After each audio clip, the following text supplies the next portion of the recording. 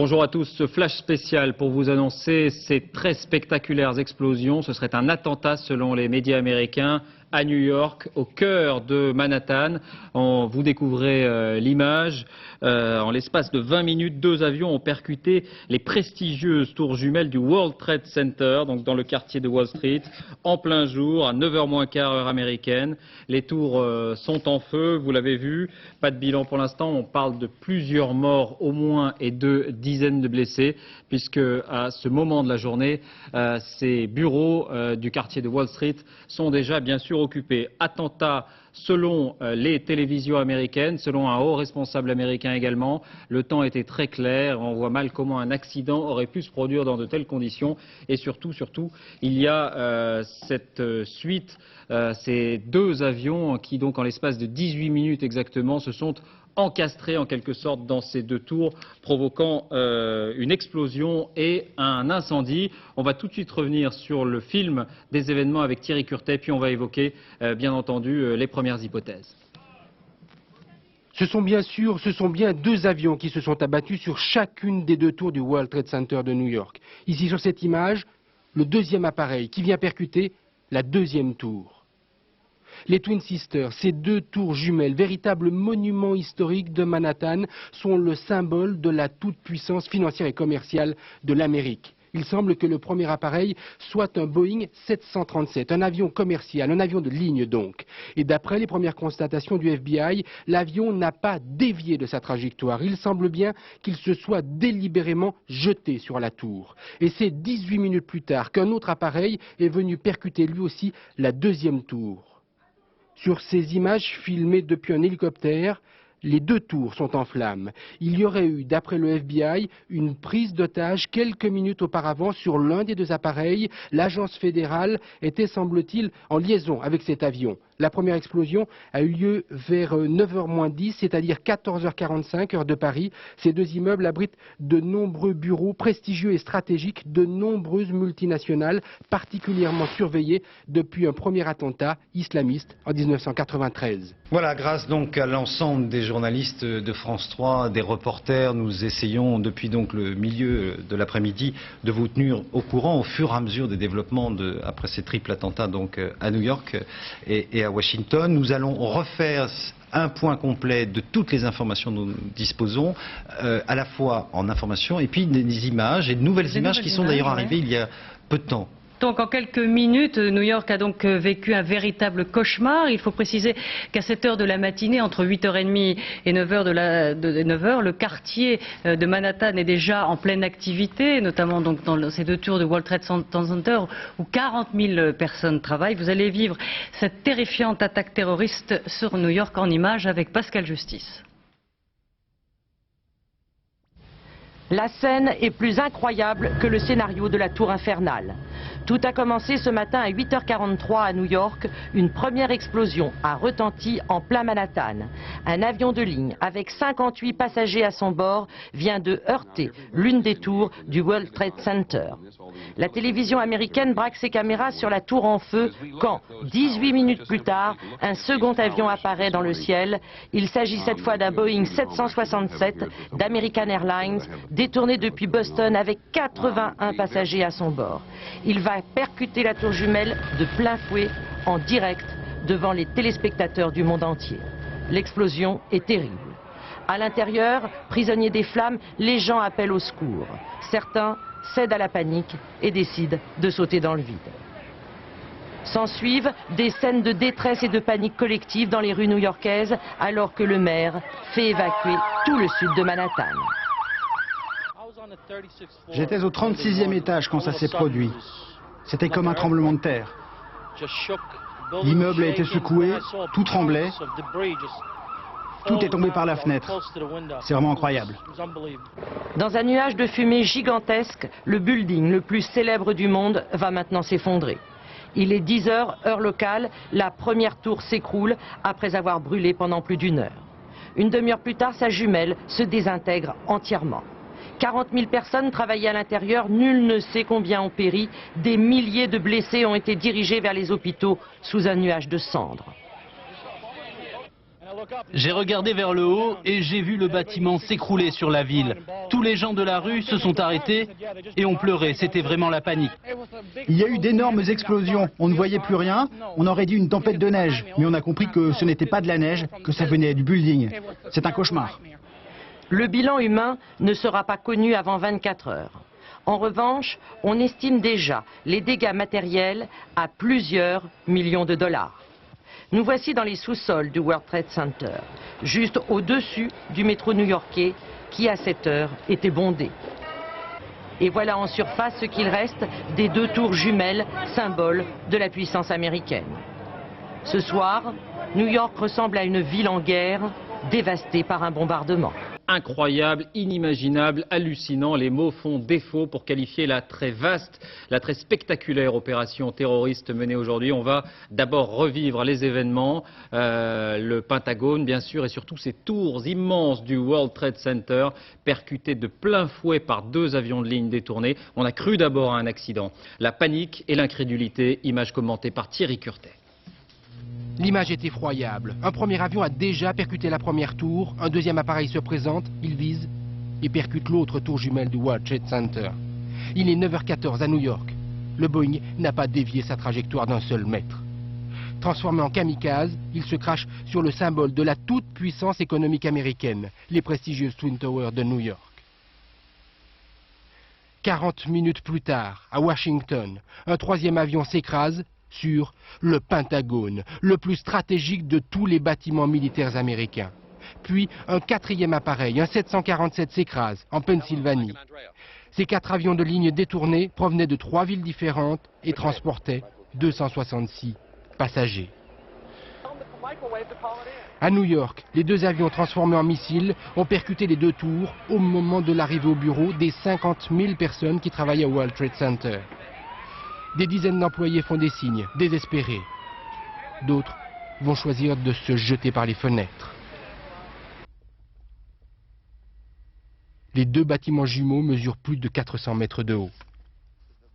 Mais les 2 tours, véritables monuments de New York, ne vont pas résister bien longtemps. La première se brise par le milieu, bascule et s'effondre. La seconde, quelques minutes plus tard, implose et s'écroule.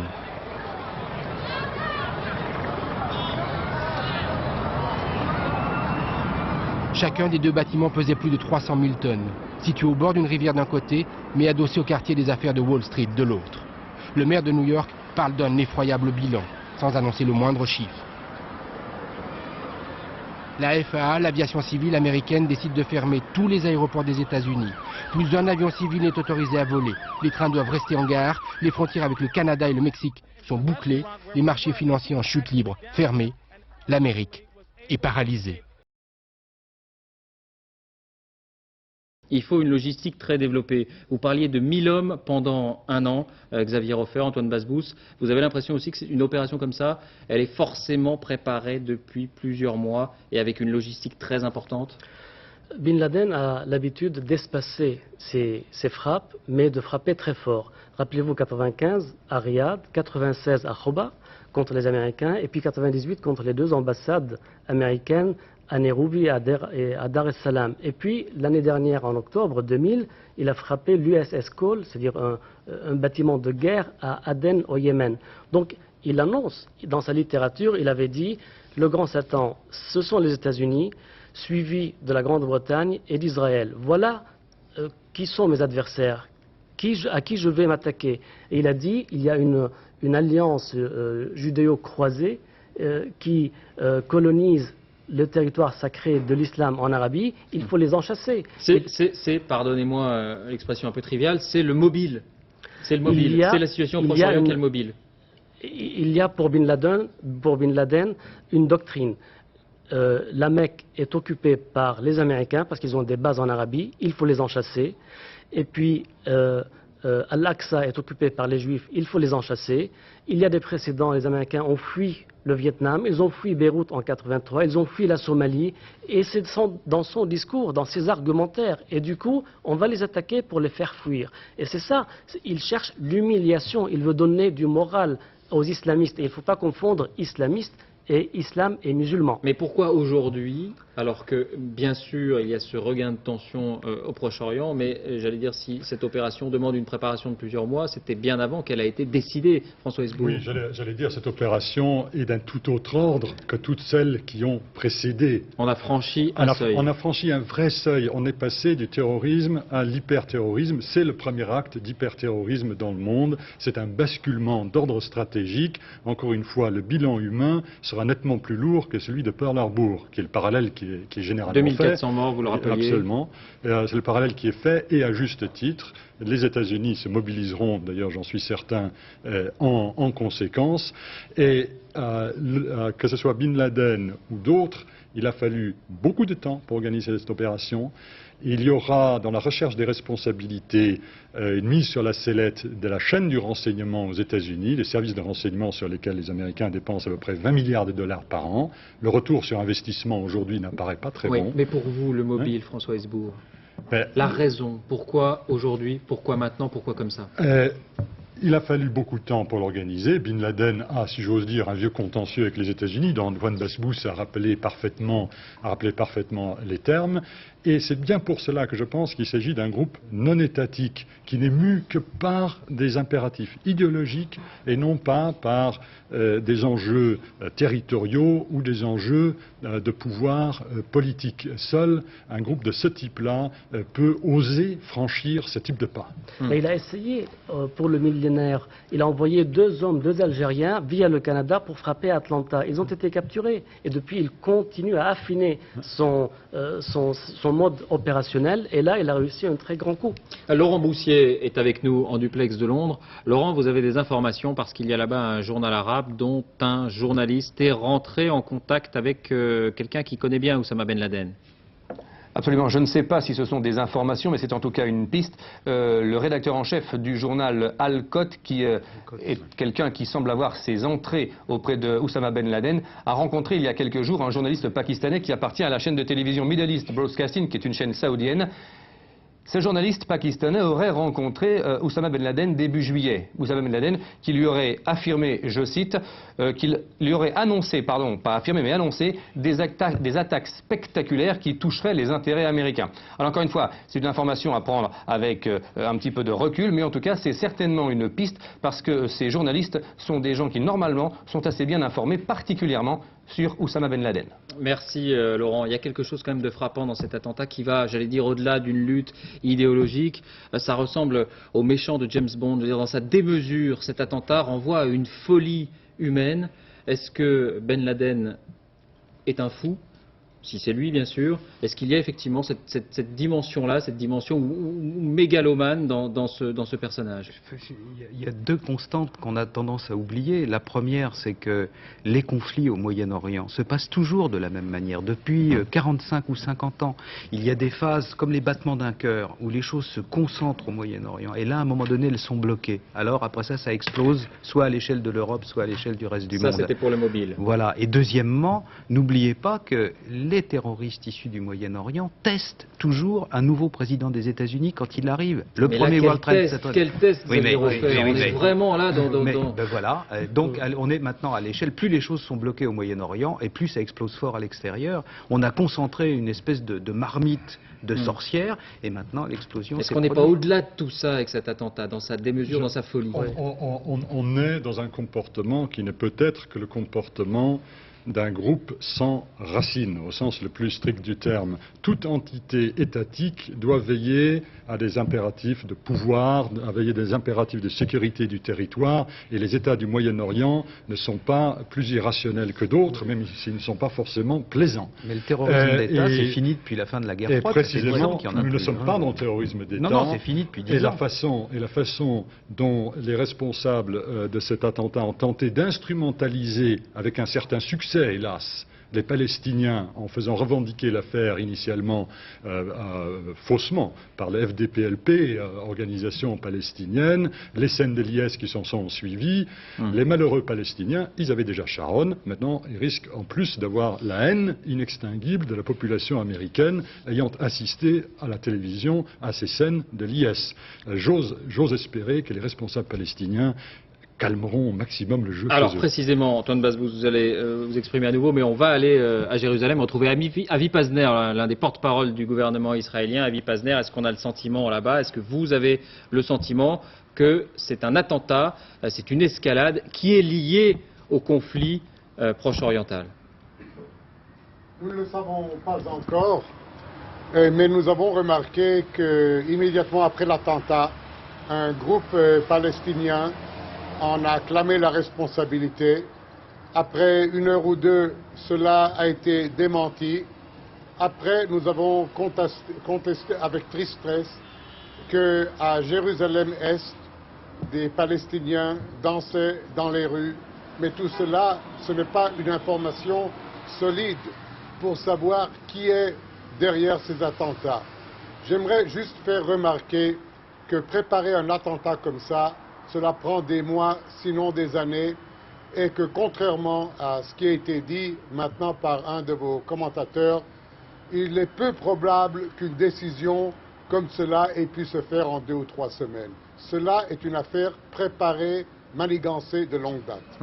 Vous sous-entendez que cette décision-là de frapper de cette manière-là n'aurait pas de lien avec l'attaque qui avait visé le leader du FPLP, cette composante du Fatah de Yasser Arafat. Est-ce que vous pensez ce soir, Monsieur Pazner, que le danger terroriste pour Israël a monté d'un cran? Le danger terroriste, pas seulement pour Israël. Ce qui est arrivé aux États-Unis, encore une fois, je le répète, nous ne savons pas encore qui est derrière cette attaque, démontre que la terreur n'a pas de logique. Ce qui est arrivé aujourd'hui aux États-Unis est tout simplement monstrueux et démesuré par tous les critères humains. Et cela peut malheureusement arriver, pas seulement en Israël, mais dans d'autres pays aussi, si on ne prend pas les mesures nécessaires pour combattre le terrorisme. Vous avez proposé votre aide aux États-Unis. Est-ce que cela signifie que vous avez des pistes, des moyens d'en connaître un peu plus sur ces groupes et notamment sur l'entourage d'Oussama Ben Laden? Donc, nous avons proposé notre aide par un mouvement spontané de solidarité et d'amitié et de compassion envers les États-Unis. Et nous avons maintenant déjà des équipes de sauvetage prêtes à s'envoler vers les États-Unis dès qu'ils auront reçu le feu vert. Ça ne veut pas dire que nous avons une piste sur qui a fait cela, mais ça veut dire que nous aimerions aider nos amis américains dans cette heure de détresse et dans cette tourmente dans laquelle ils se trouvent. Et nous voulons faire tout notre possible pour faciliter la situation des blessés et de tous ceux qui ont été atteints par cet acte. Nous allons maintenant entendre une nouvelle série de réactions de New-Yorkais qui se trouvaient à proximité de l'endroit où a eu lieu le double attentat cet après-midi. On écoute ces réactions. L'angoisse et le désarroi. La population de New York est sous le choc. Les 2 avions viennent de s'écraser sur les tours du World Trade Center. Les forces de police ont ordonné l'évacuation de tout le sud de Manhattan. Des centaines de milliers de personnes qui travaillaient ou résidaient dans le centre de New York ont dû quitter les lieux à pied pour se diriger vers le nord de l'île. Les téléphones sont en panne, le métro est fermé et les gens sont obligés de rentrer chez eux à pied. C'est incroyable, toute la ville est sous le choc. Les gens déambulent et se regardent. Certains pleurent. C'est incroyable. Je pense que ces buildings auraient dû être mieux protégés. Parce que c'est un centre d'intérêt énorme. C'est un symbole. Nous ne savons pas qui a fait ça. C'est sans doute une organisation terroriste qui est responsable de tout cela. Alors, une trentaine d'heures après ces attaques, on est en mesure maintenant de reconstituer assez précisément le déroulement des événements.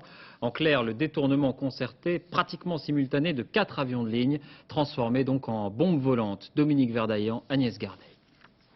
Peur sur la ville. Un avion survole Manhattan. Un caméraman saisit alors cette image hors du commun. Un Boeing 767 vient de percuter l'un des buildings du World Trade Center. La tour est en flammes, les secours s'organisent. Accident aérien ou attentat, l'Amérique l'ignore encore. À 8h56, le vol 11 d'American Airlines, parti de Boston, n'atteindra jamais Los Angeles. À son bord, 81 passagers et 11 membres d'équipage. 18 minutes plus tard, alors que les télévisions du monde entier ont interrompu leur programme, un deuxième avion s'encastre à son tour dans l'autre building. Un second crash, lui aussi filmé par de nombreuses caméras.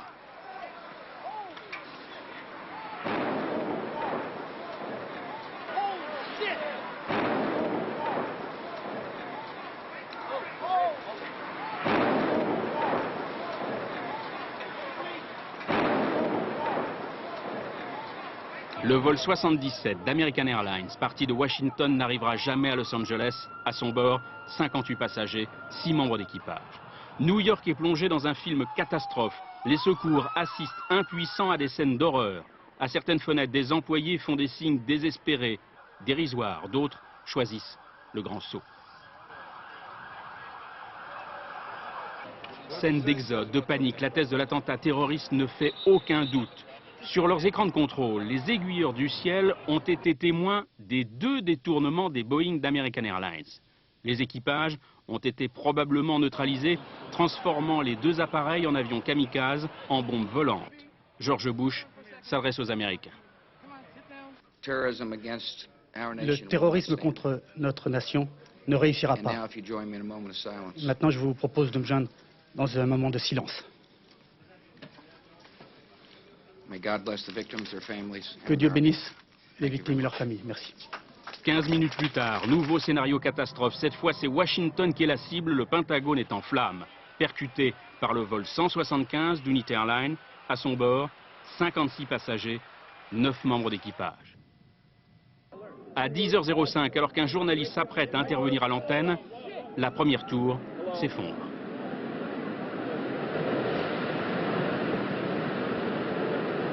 « 23 minutes plus tard, même vision d'horreur. Les 110 étages de la seconde tour s'encastrent les uns dans les autres. Plus de 30 000 personnes sont prisonnières du béton.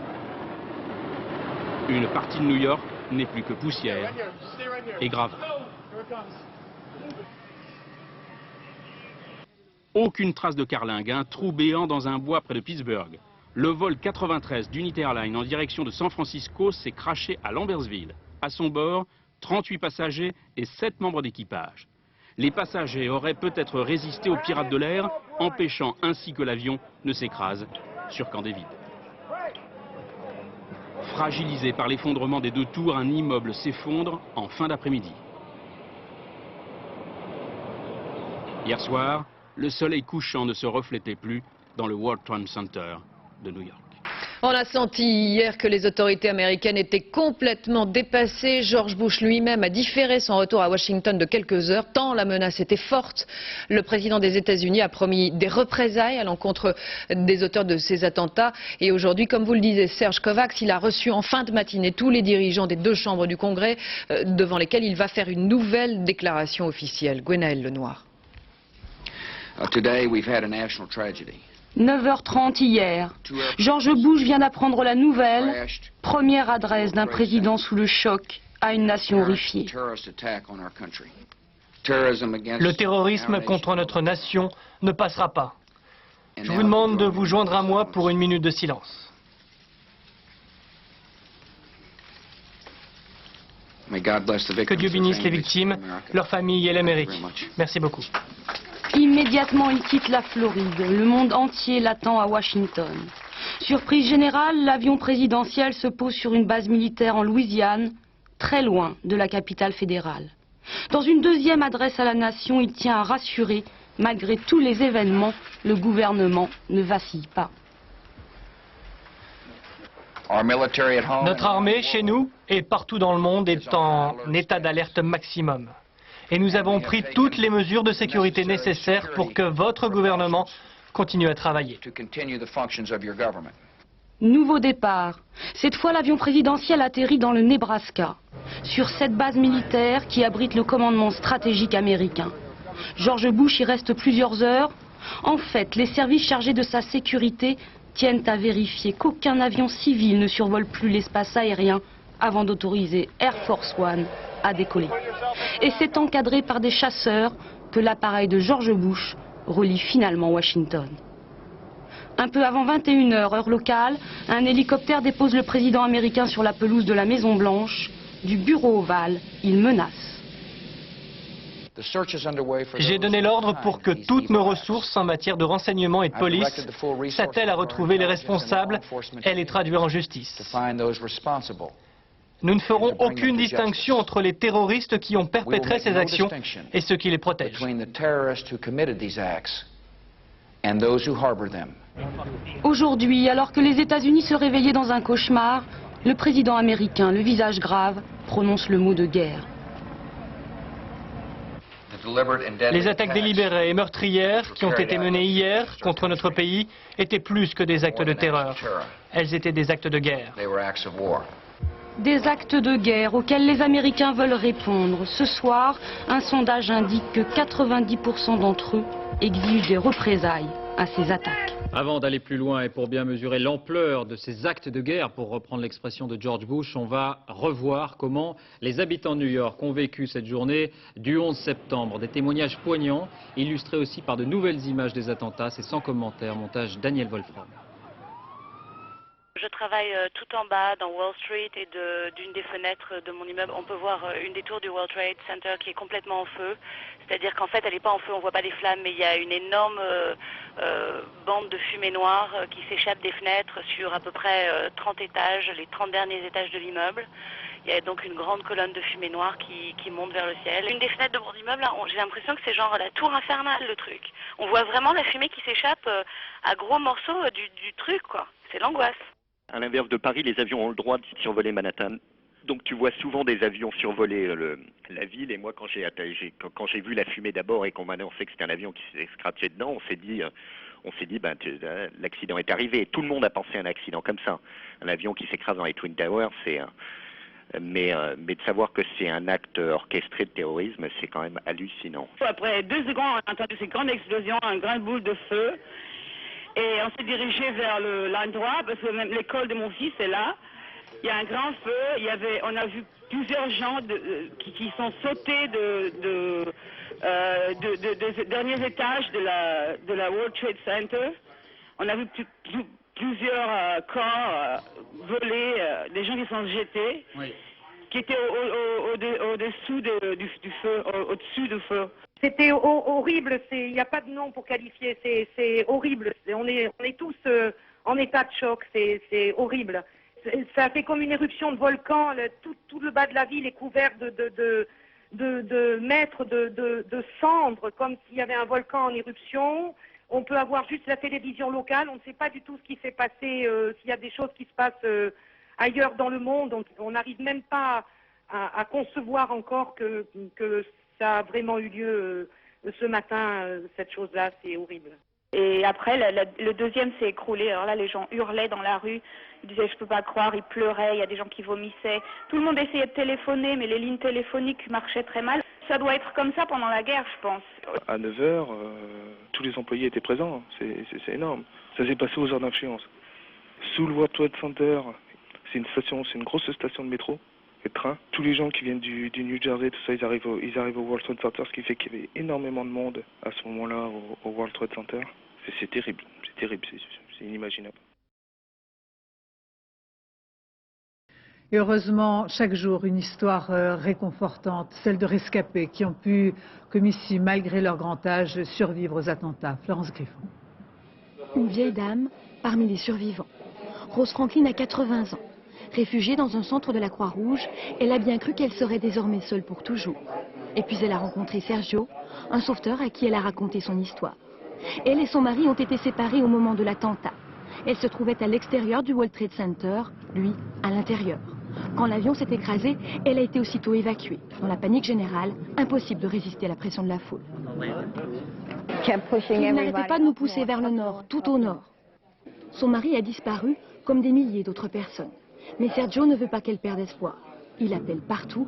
Harry est peut-être en vie quelque part dans la ville, mais où? Et là, je suis allée au bureau des disparus, en espérant qu'il serait là en train de la rechercher, mais il n'y était pas. Harry est bel et bien vivant.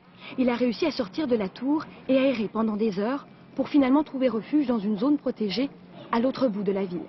La stupeur passée, il laisse un message sur une boîte vocale. Sergio, viens vite prévenir Rose.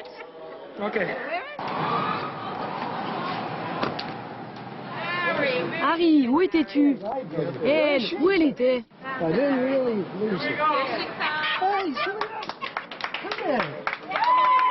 Harry et Rose se sont retrouvés.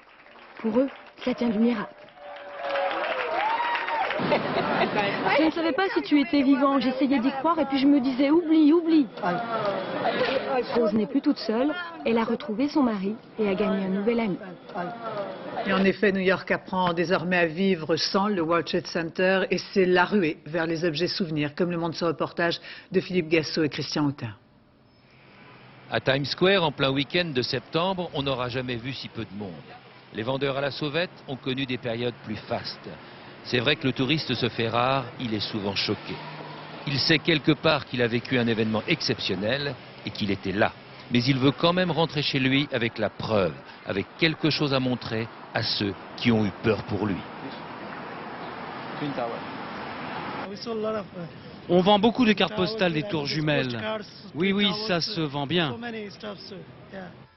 Ce qui marche aussi, mais c'est plus cher, ce sont les tours sous bulle Made in Hong Kong qui risquent bien de n'être plus fabriqués dans quelques temps.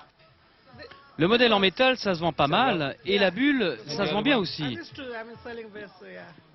La première, c'est à 5,99 $ et la bulle à 6,99 $. La police, habituellement nombreuse dans les endroits touristiques de New York, a changé de rôle depuis le drame. Les problèmes, ça n'est plus le stationnement ou les pickpockets, l'action est plus psychologique. Notre rôle, c'est d'essayer de veiller à la sécurité, de donner au public l'impression de sécurité, de rassurer les gens. Ce qui se vend très bien aussi, ce sont les drapeaux. Tout le monde en veut. Avoir avec soi la bannière étoilée, c'est montrer son attachement et sa volonté de résister au pire. Mais fabriqué à la hâte pour une vente immédiate, le t-shirt du drame que l'on s'arrache à Canal Street, discutable mais bien compréhensible. C'est un des moments les plus forts de l'histoire de l'Amérique. Et dans 20 ans, je pourrais dire à mes enfants que j'étais ici et que j'ai vécu la tragédie.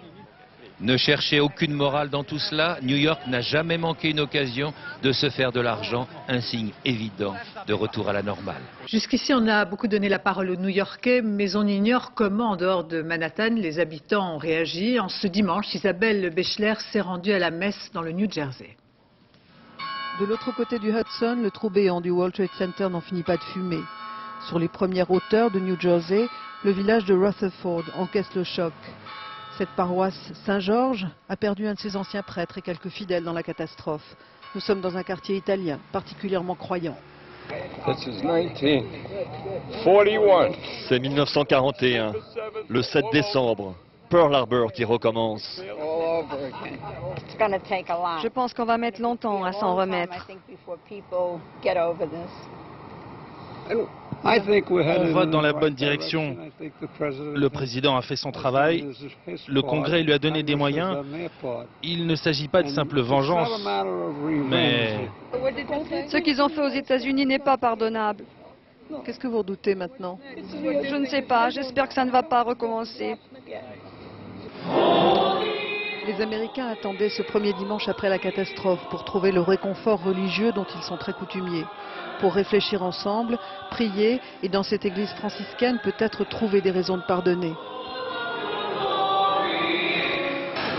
Émotion collective, tristesse, compassion mais aussi solidarité.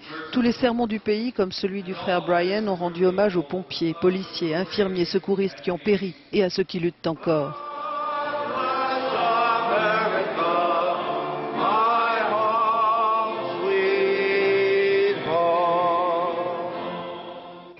C'est terrible d'avoir la haine. On va à l'église pour trouver la paix et on a le cœur plein de haine, c'est terrible. Alors on prie pour trouver la sérénité. La religiosité et le patriotisme des Américains se confortent en ces temps de douleur et de riposte annoncée. Chacun ici compte déjà avec la guerre. Venons-en maintenant à l'enquête proprement dite et à la traque qui s'est organisée autour du terroriste milliardaire saoudien Ben Laden. Comment, dans un premier temps, déjà anéantir une partie de la puissance des organisations terroristes placées sous le commandement réel ou présumé de ce trop fameux Oussama Ben Laden, en tapant au porte-monnaie. Ce milliardaire saoudien possède toute une kyrielle d'entreprises et de comptes en banque dans le monde entier. Bernard Lebrun, Michel Levasseur. Fascination de l'ennemi, grand sens de la mise en scène et des moyens les plus sophistiqués.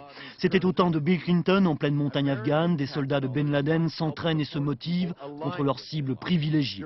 Propagande bien sûr, mais les moyens sont impressionnants. 4 ans après le premier attentat dans le sous-sol du World Trade Center, alors que le FBI et la CIA organisent une véritable chasse à l'homme, offrant une prime de 5 millions de dollars et disant bloquer tous les avoirs de Ben Laden, les attentats se poursuivent. 1998, attaque en Afrique contre les ambassades américaines, du Kenya et de Tanzanie, 230 morts et des centaines de blessés. Octobre 2000, attentat suicide dans le port d'Aden contre le destroyer USS Cole, 19 morts. Attentat revendiqué, au nom de Dieu, dans cet autre film de propagande. Dans un rare ouvrage paru en 1999, l'auteur a longuement enquêté sur la fortune du fils du milliardaire saoudien et a tenté de mettre au jour les circuits financiers de la nébuleuse islamiste. Les experts financiers de l'Arab Bank Association, l'association des banquiers arabes de Londres, évaluent sa fortune personnelle à plusieurs milliards de dollars, à 5 ou 6 milliards de dollars. Et où se trouve cet argent? Alors cet argent est diffusé dans plusieurs centaines de sociétés offshore qui jouissent des paradis fiscaux, Jersey, Guernsey, Curaçao, les îles Caïmans, mais aussi la Suisse et le Luxembourg. Une fois de plus, les paradis fiscaux qui abritent les sociétés écrans au nom d'emprunt sont sur la sellette. 11 paradis fiscaux sont recensés pour la seule Europe. Ce matin même en Suisse, à Lugano, une société financière musulmane du nom de Taqwa, la crainte de Dieu en arabe, dont le siège se trouverait au Panama, a été inspectée. Elle aurait servi de plaque tournante. Question, d'où vient l'argent d'Oussama Ben Laden? Il vient de la spéculation de ces multiples sociétés offshore, de ces centaines de sociétés, dont parfois certaines n'ont que 24 heures d'existence pour faciliter les transferts de fonds d'une place financière à l'autre. Il sourit, Oussama Ben Laden. Diplômé d'études supérieures économiques et politiques, il connaît les faiblesses du système bancaire occidental. Sur ces images de janvier dernier tournées en Afghanistan, il mariait son richissime fils Azim. Sa profession? Banquier bien sûr, ici même à Khartoum, capitale de la République islamique du Soudan. Petit compromis avec l'histoire, on y vend du Coca-Cola, devant la grande mosquée. Et 8 ans après le premier attentat contre le World Trade Center, la banque d'Azim Ben Laden a toujours pignon sur rue. Toute la zone est modifiée. Pour vous en rendre compte, regardez ces images, les premières qui aient pu être tournées à bord d'un hélicoptère depuis la catastrophe et qui permettent donc de se rendre compte de la modification du quartier. Manhattan, le quartier des affaires, avant et après. Commentaire Philippe Gassot. Elle faisait face à la liberté, l'une éclairait, les autres reflétaient, tournée vers le sud, jusque dans les nuages, avec 107 étages. 11 septembre 2001, plus rien. Des cendres. Un trou. Un quartier d'affaires. Société financière. Assurance. Avocats. 2 millions d'employés. Le premier survol en hélicoptère donne l'étendue des dégâts. C'est l'apocalypse. Maintenant.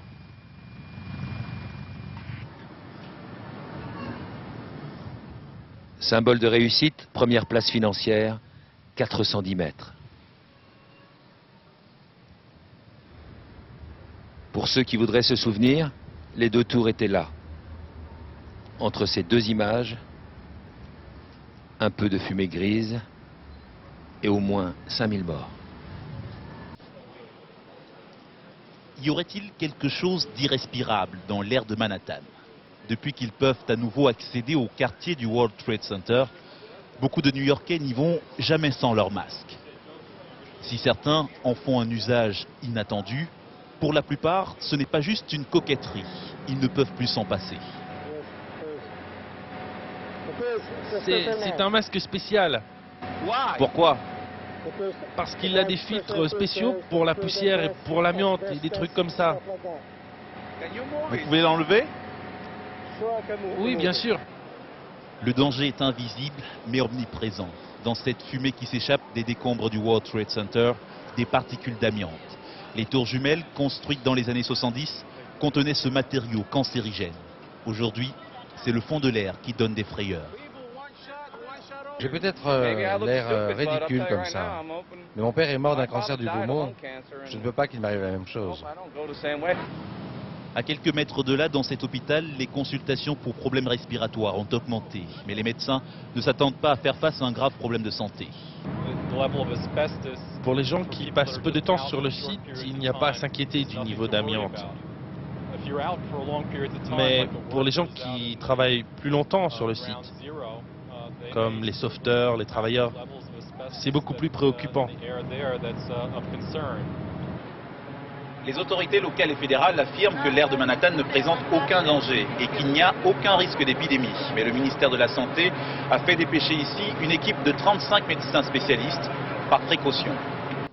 Aux États-Unis, le discours très galvanisant de George Bush devant le Congrès hier soir, le président américain ovationné par les parlementaires a juré solennellement à l'Amérique et au monde de gagner la guerre contre le terrorisme. À Washington, Étienne Lénart. The President of the United States.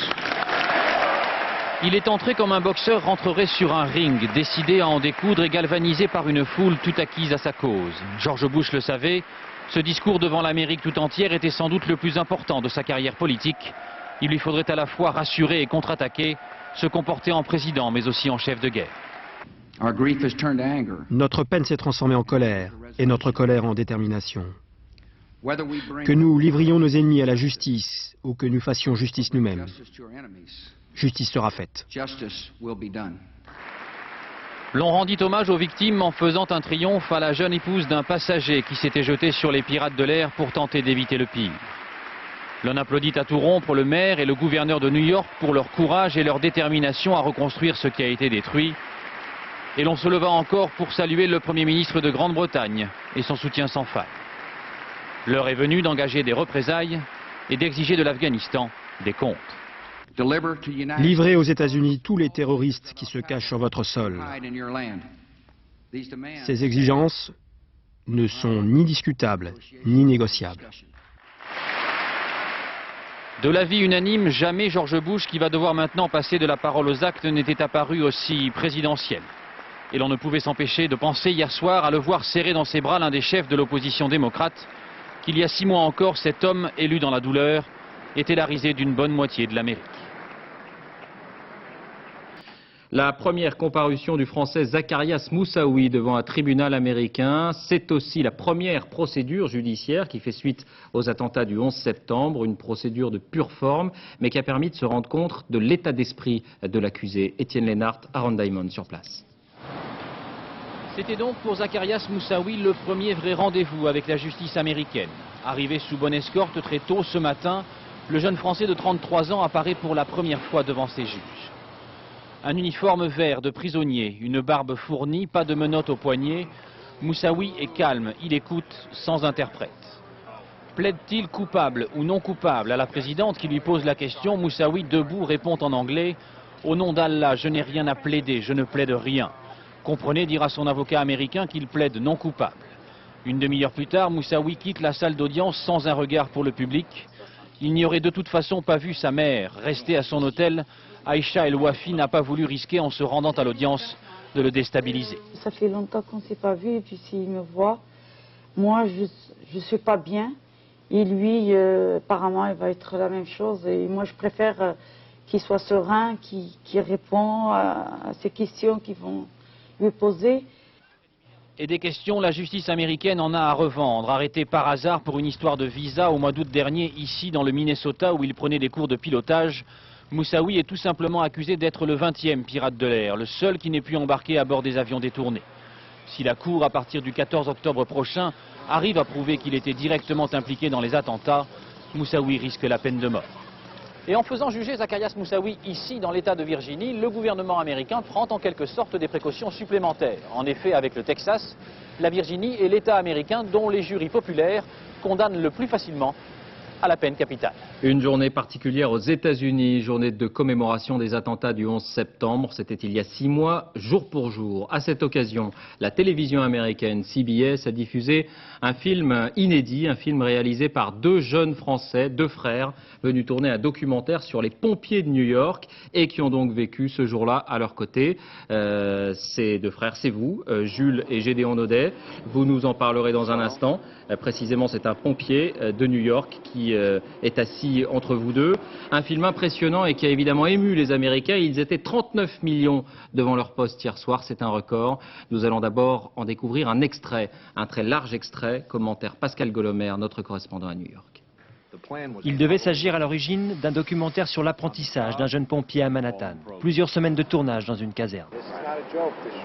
Ce n'est pas de la rigolade ce boulot, il faut penser à plein de choses.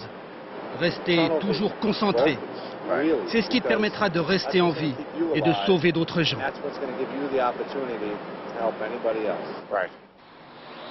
Nous sommes le 11 septembre. Les pompiers sont appelés pour une simple fuite de gaz dans la rue. Un contrôle de routine. Il est 8h46.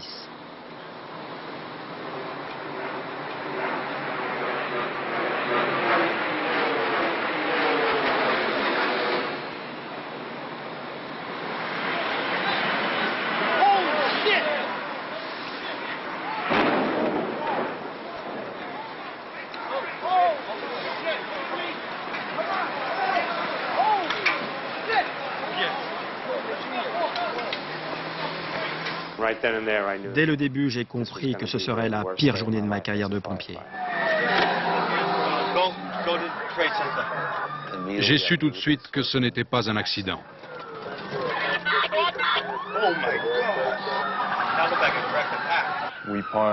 Nous nous sommes garés à l'entrée de la tour numéro 1.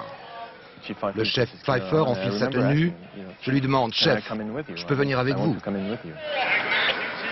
Et il me répond, oui, mais tu restes avec moi, tu viens avec moi, tu ne me quittes pas. J'entre et j'entends des cris. À ma droite, il y a 2 corps en feu.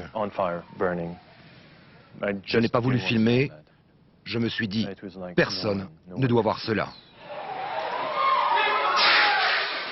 Pfeiffer est le premier chef à l'intérieur de l'immeuble. Il organise les secours. Les pompiers arrivent calmement. Ils s'apprêtent à monter dans les étages avec leurs 30 kilos d'équipement sur le dos. Beaucoup ne sortiront pas vivants du World Trade Center. L'aumônier, Michael Judge, est de cela.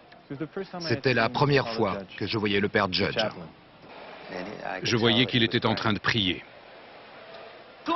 2 avions, le premier sur la tour numéro 1 et l'autre vient de s'écraser sur la 2e tour. Tout le monde regardait la même chose, parlait de la même chose et réagissait de la même façon. On l'a vu, un avion. Qu'est-ce que les gens vont faire? Les ascenseurs sont bloqués. Peut-être les escaliers alors.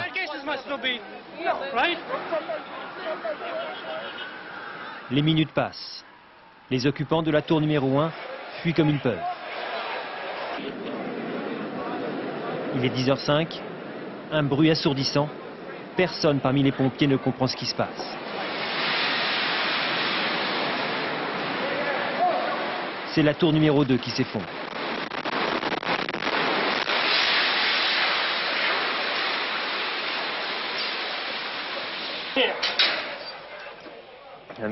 Et alors j'ai réagi, je me suis dit, je ne suis pas mort.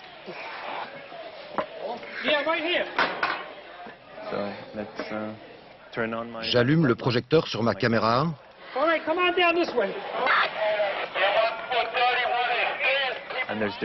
Il y avait des débris partout, le sol était jonché de poussière.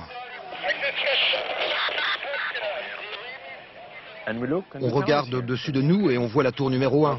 On se dit, tout va bien, la tour est toujours debout et la tour numéro 2 doit être cachée derrière. Personne ne nous avait rien dit. Et puis quelques secondes plus tard...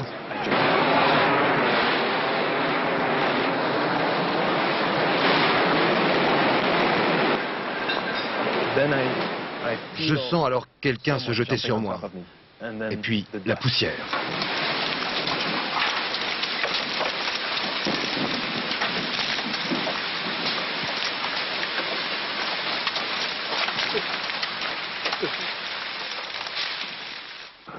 Il est 13h, les 2 frères se retrouvent, vivants l'un et l'autre.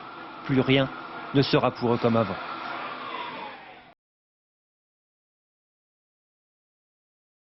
C'était une semaine après les attaques du 11 septembre. Le président Bush lançait officiellement la chasse à l'homme. Dans le Far West, on avait coutume de placarder un avis de recherche qui disait « Recherché, mort ou vif ». Tout ce que je veux et tout ce que l'Amérique veut, c'est qu'on l'amène devant la justice.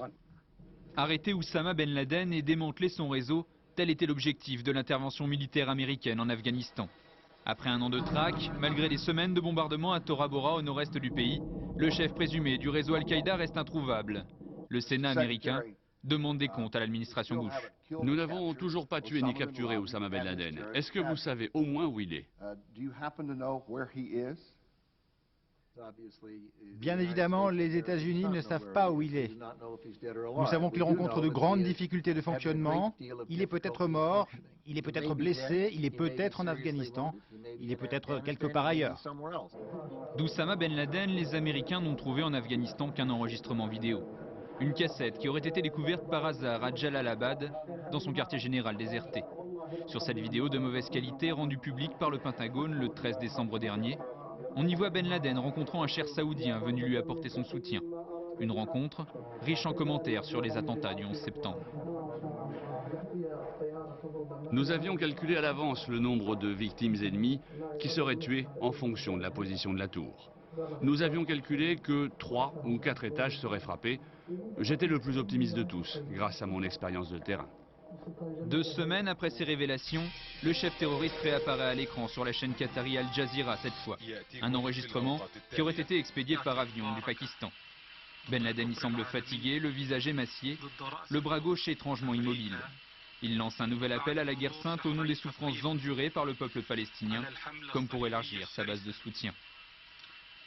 Puis c'est une longue éclipse de 4 mois, jusqu'à cette vidéo diffusée le 17 avril par la chaîne arabe MBC.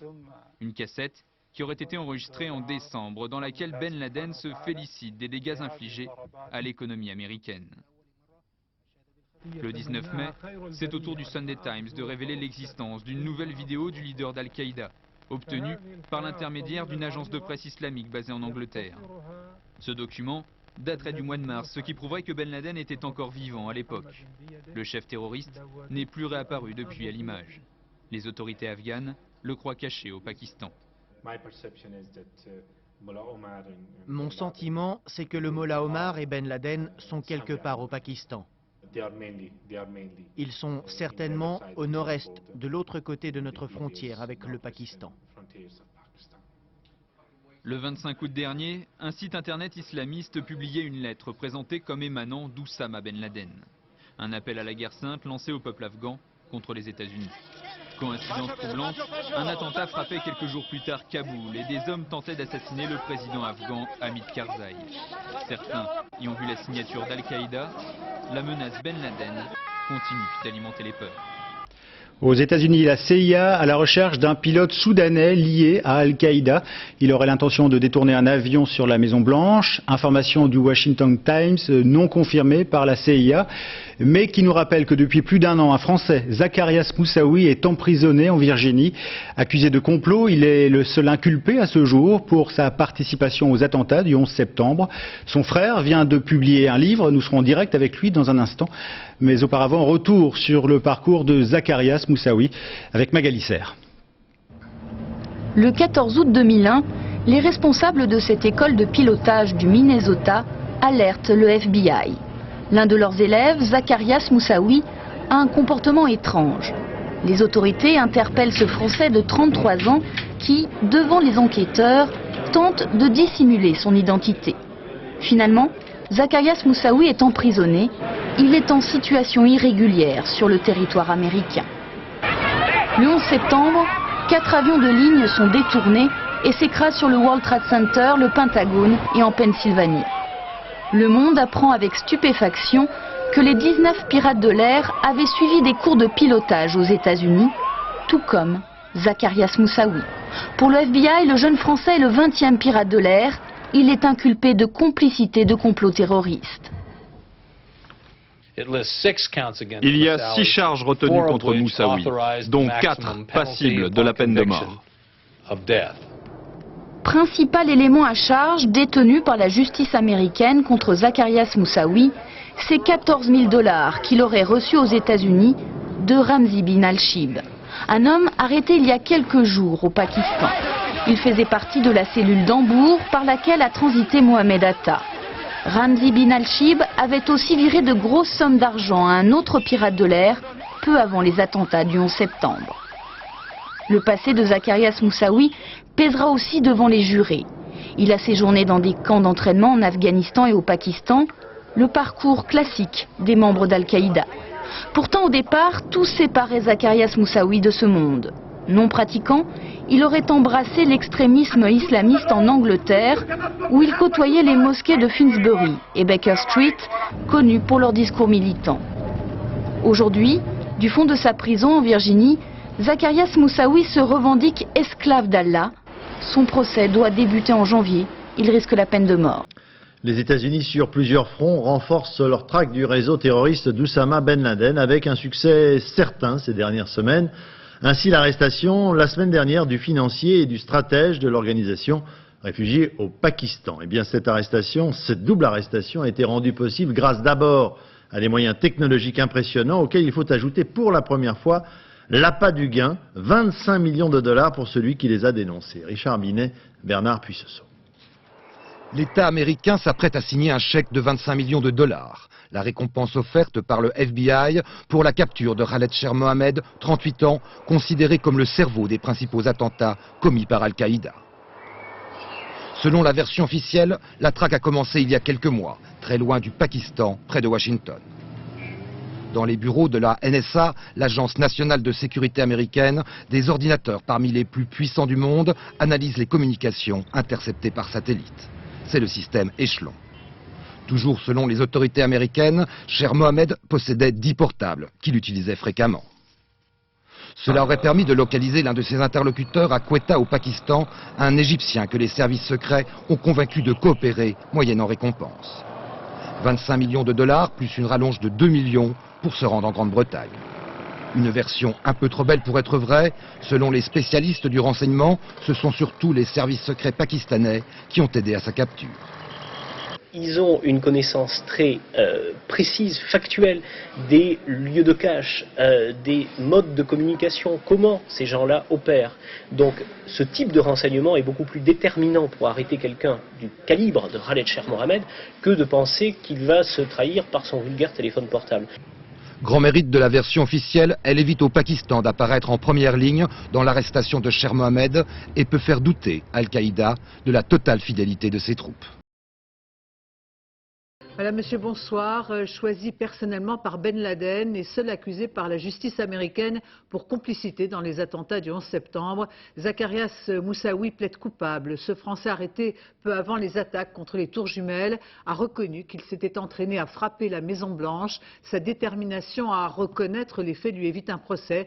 Alors que certains évoquent une santé mentale fragile, Moussaoui risque la peine de mort. Alain Chalvron, Aaron Diamond. Dans ce 4x4 aux vitres fumées, Zacarias Moussaoui arrive au tribunal d'Alexandria près de Washington. C'était hier 15 h.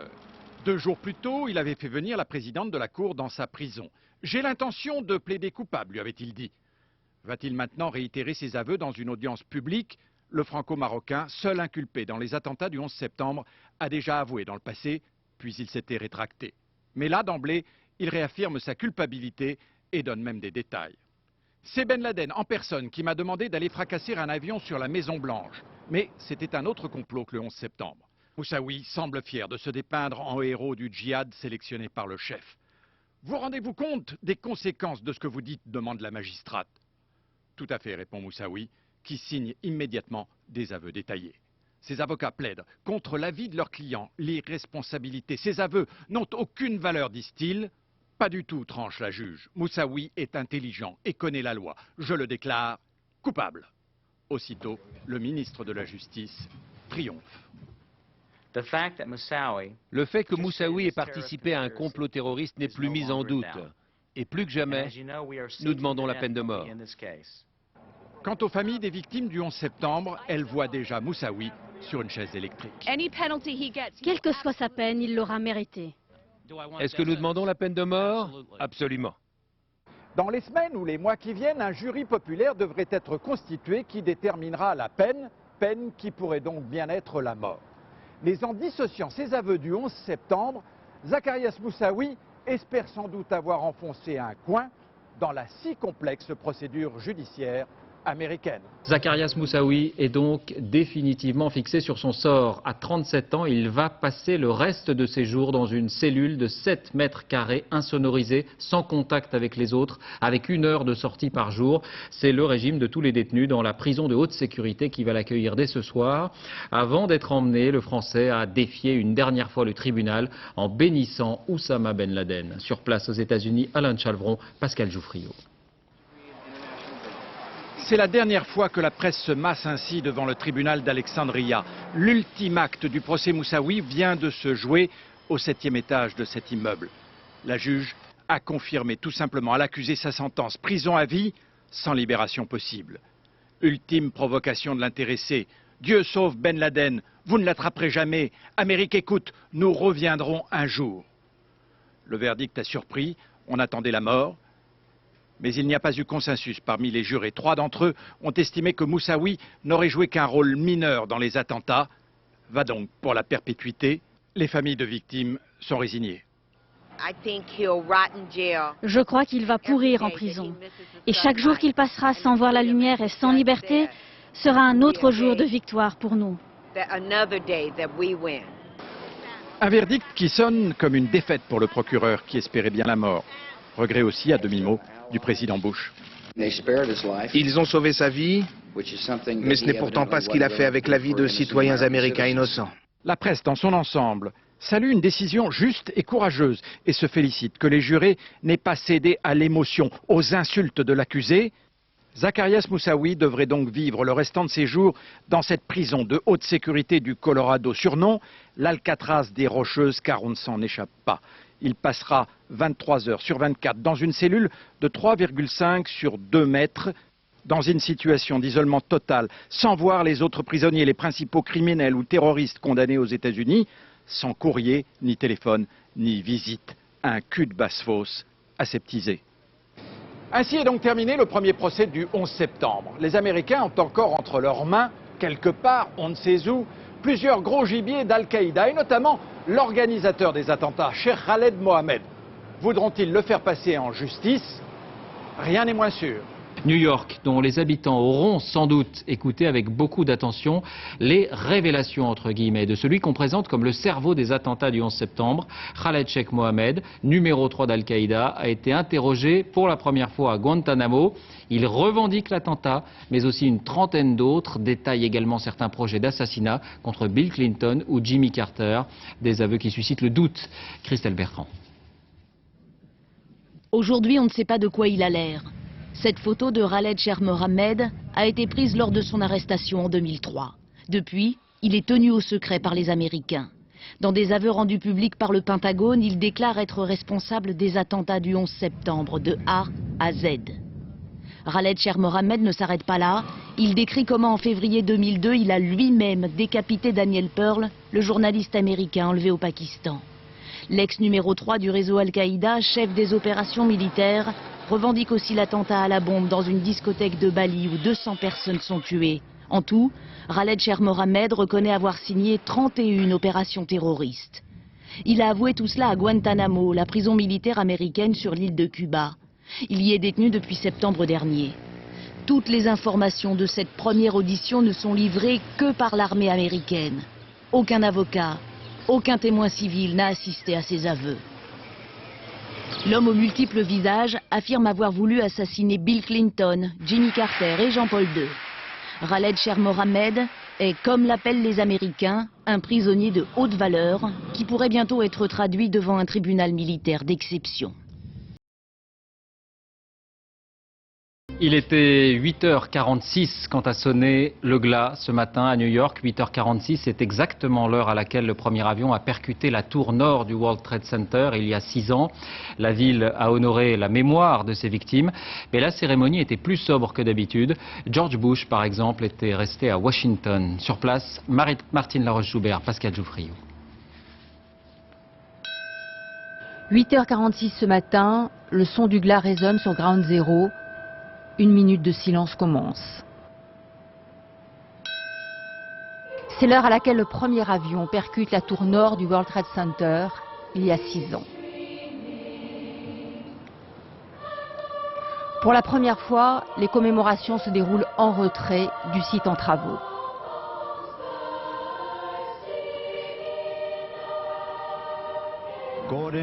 Les sauveteurs, les parents des victimes, listent à tour de rôle les noms des 2749 personnes qui trouvent la mort dans l'effondrement des deux tours. La douleur est intacte.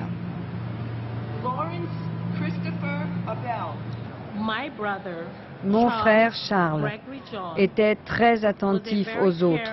C'était aussi un fils aimant. Une cérémonie plus discrète que les années précédentes, mais un ciel gris, une pluie fine, souligne davantage encore la tristesse des familles. Elles seules sont autorisées à descendre à l'intérieur du site où leurs proches ont disparu, des fleurs en offrande. Un site marqué aussi par la mort, la maladie des sauveteurs, sans protection pour déblayer les décombres. 6 ans après le 11 septembre, 81% des Américains considèrent ces attentats comme l'événement historique le plus important de leur vie.